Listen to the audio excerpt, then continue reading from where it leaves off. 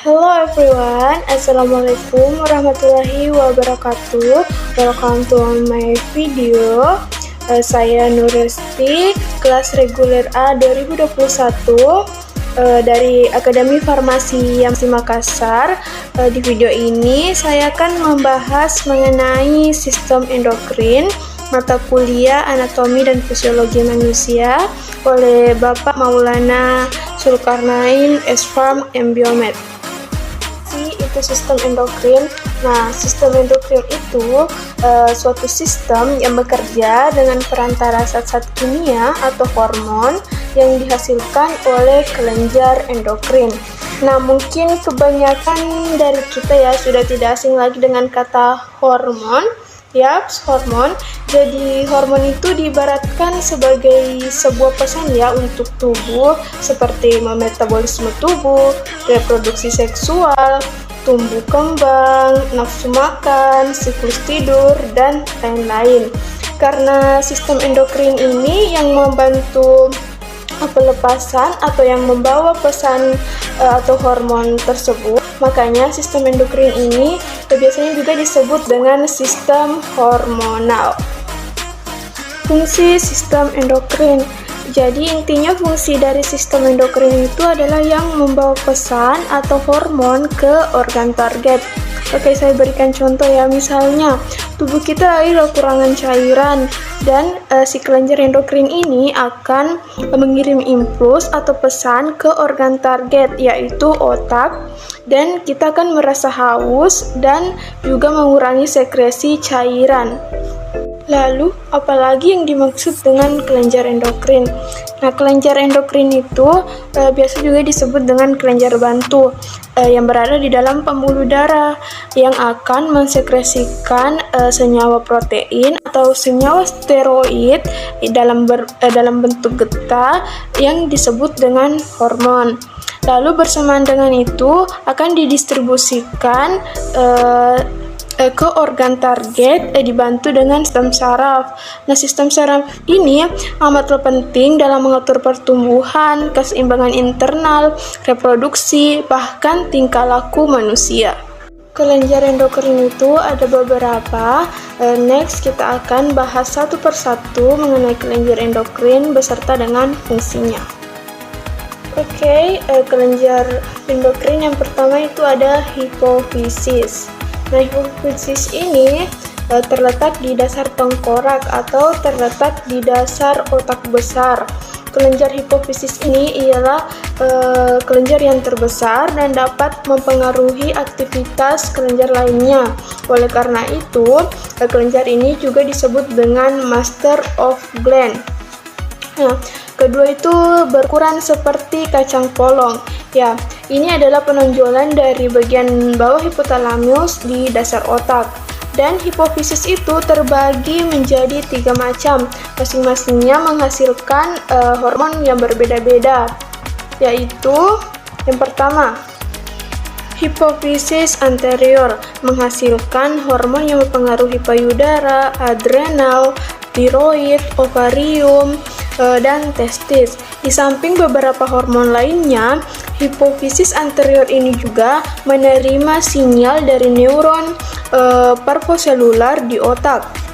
Hipofisis anterior ini menghasilkan beberapa hormon, yaitu antara lain hormon TSH yang merangsang kelenjar tiroid, hormon ACTH yang mengaktifkan kelenjar adrenal, FSH yang merangsang ovarium dan testis pria, dan ada hormon LH yang menstimulasi estrogen dan hormon pertumbuhan, ada hormon releasing hormon, dan ada juga prolaktin yang menstimulasi sekresi ASI. Hormon-hormon ini akan dilepaskan dari hipofisis anterior di bawah pengaruh hipotalamus, disekresikan ke lobus interior melalui cara yang unik dari sistem kapiler khusus yang disebut dengan sistem portal hipotalamus hipofisial. Yang kedua, bagian dari kelenjar hipofisis itu ada lobus intermedia. Bagian terpisah dari anterior ini oleh sisa kantong rakte yang disebut celah rakte. Pada tubuh manusia, selnya tidak bergranula. Lobus intermedia ini bagian tengah dari kelenjar hipofisis yang bersifat unik karena bagian ini mengalami kemunduran atau rudimenter selama pertumbuhan. Dan lobus intermedia ini menghasilkan hormon. Yang pertama itu ada hormon melanosit ya. Hormon melanosit ini yang mempengaruhi pigmen atau warna kulit. Dan yang kedua itu ada hormon STH yang merangsang pertumbuhan tulang.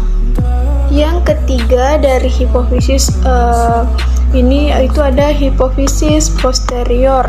Hipofisis posterior ini yang menerima sinyal dari neuron magnoselular di otak dan menyimpan kelenjar dan melepaskan hormon yaitu oksitoksin yang merangsang kontraksi otot di uterus dan antidiuretik, hormon yang mencegah pembentukan urin dalam jumlah banyak. Kita kelenjar yang kedua yaitu ada kelenjar hipotalamus. Hipotalamus ini sebagai pengendali fungsi tubuh dan sistem saraf untuk menjaga agar kondisi tubuh kita tetap konstan dan stabil. Terletak di bawah talamus dan di atas kelenjar hipofisis. Memiliki ukuran yang sangat kecil, kurang lebih sebesar biji almond dengan berat sekitar 1% dari berat otak.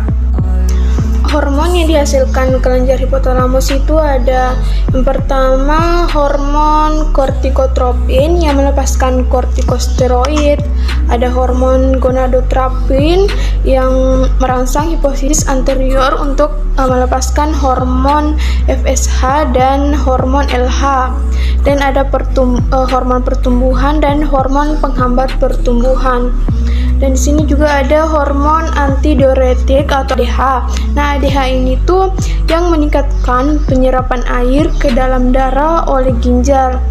Terus ada oksitoksin yang terlibat dalam orgasme, kemampuan untuk percaya, suhu tubuh, siklus tidur, dan pelepasan ASI.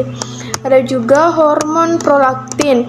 Nah, hormon prolaktin ini yang merangsang produksi ASI melalui prolaktin, sedangkan hormon penghambat prolaktin atau PIH. Dan yang terakhir itu ada hormon tiroliben atau TRH yang memicu pelepasan hormon TSH yang merangsang pelepasan hormon tiroid yang mengatur metabolisme, energi, pertumbuhan, dan perkembangan. Kelenjar endokrin yang ketiga itu ada kelenjar tiroid. Kelenjar tiroid ini terletak di dalam leher di bagian bawah sebelah kanan trakea melekat pada dinding laring. Terdiri dari dua lobus yaitu ada lobus dextra dan lobus sinistra. Masing-masing lobus tebalnya 2 cm, panjangnya 4 cm, dan lebarnya 2,5 cm. Kelenjar tiroid ini biasa juga disebut dengan kelenjar gondok karena pembentukannya bergantung pada jumlah yodium yang masuk dalam tubuh. Sumber utama untuk memelihara keseimbangan yodium yaitu dalam makanan dan minuman yang dikonsumsi seperti garam yang beryodium. Kelenjar tiroid menghasilkan 3 hormon yaitu tiroksin yang mempengaruhi pertumbuhan, perkembangan, diferensiasi jaringan tubuh. Yang kedua, triiodopionin yang mempengaruhi metabolisme sel, oksidasi di sel tubuh, dan produksi panas tubuh. Yang ketiga ada hormon kalsitorlin yang mempengaruhi dalam mengubah tirosin. Kelenjar endokrin yang selanjutnya itu ada kelenjar paratiroid. Terletak di atas selaput yang membungkus kelenjar tiroid. Nah, ini tuh kayak berdekatan gitu dengan kelenjar tiroid yang sebelumnya. Terdapat 2 pasang atau 4 buah terletak di belakang tiap lobus kelenjar tiroid, 2 sebelah kiri, 2 sebelah kanan. Besarnya setiap kelenjar kira-kira 5 x 5 x 3 mm dan berat antara 25 sampai 30 mg. Berat keseluruhannya itu lebih kurang 120 mg. Hormon yang dihasilkan pada tiroid ini yaitu PTH yang berperan dalam pengaturan pemakaian ion kalsium dan fosfat pada jaringan yang mengendalikan kadar kalsium dalam darah. Selanjutnya, kelenjar endokrin yang kelima itu ada kelenjar timus. Kelenjar ini terletak di dalam rongga mediastinum, di belakang osternum, di dalam rongga toraks, kira-kira setinggi bifurkaksi trakea. Warnanya kemerah-merahan dan terdiri dari 2 lobus. Pada bayi baru lahir, kelenjar timus ini sangat kecil dan beratnya kira-kira hanya 10 gram. Ukurnya bertambah setelah masa remaja 30-40 gram dan setelah dewasa akan mengerut. Kelenjar ini membuat bagian utama dari sistem kekebalan tubuh. Nah, hormon ini menghasilkan hormon timosin, yaitu sebagai sistem kekebalan tubuh atau sistem imun. Selanjutnya, kelenjar adrenalin. Nah, kelenjar ini tuh berbentuk ceper, terdapat pada bagian atas dari ginjal, beratnya kira-kira 5-9 gram. Kelenjar ini tuh terdiri dari 2 bagian, yang bagian luarnya itu disebut dengan korteks, yang berasal dari sel-sel ectodermal yang menghasilkan hormon-hormon yang dikategorikan sebagai hormon steroid. Terus di bagian dalamnya itu disebut dengan medula yang menghasilkan hormon katekolamin. Oke, ini tadi dia korteks adrenal ya, yang menghasilkan hormon mineralokortikoid yang mengatur garam dan keseimbangan air. Ada hormon glukokortikoid yang mengatur glukosa darah dan respon inflamasi tubuh.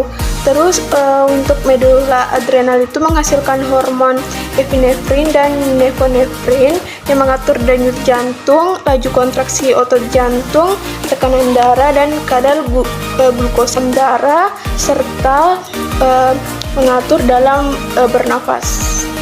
Oke, next, kelenjar selanjutnya itu ada kelenjar pinealis. Kelenjar ini terdapat di dalam vertikal otak, berbentuk kecil dan berwarna merah. Ini kayaknya seperti buah cemara ya.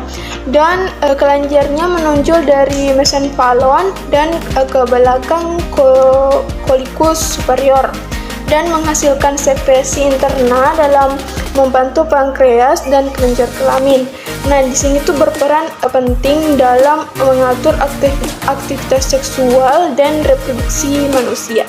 Oke, selanjutnya ada kelenjar pankreas. Pankreas ini adalah suatu kelenjar tubuh yang agak panjang, terletak di diverticulus atau lambung.